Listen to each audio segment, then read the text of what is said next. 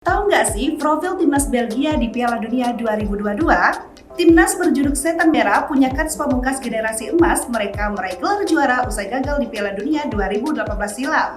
Piala Dunia 2022 akan digelar pada 20 November hingga 18 Desember. Salah satu peserta yang akan bertarung di Qatar November-Desember nanti adalah Timnas Belgia. Timnas Belgia lolos ke final Piala Dunia 2022 Qatar setelah juara di grup E pada kualifikasi Piala Dunia 2022 zona UEFA. Timnas Belgia sendiri salah satu peserta rutin Piala Dunia sejak edisi perdana 1930. Prestasinya sendiri antara lain Olimpiade Antwerpen Belgia 1920, peringkat ketiga Piala Dunia 2018, runner-up Euro 1972, peringkat ketiga Euro 1980.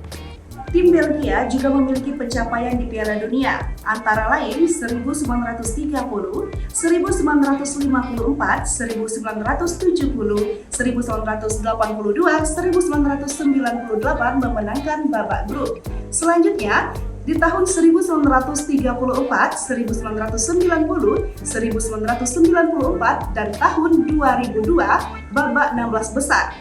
Dan di tahun 1986 peringkat keempat, 2014 perempat final, dan di tahun 2018 memenangkan peringkat ketiga.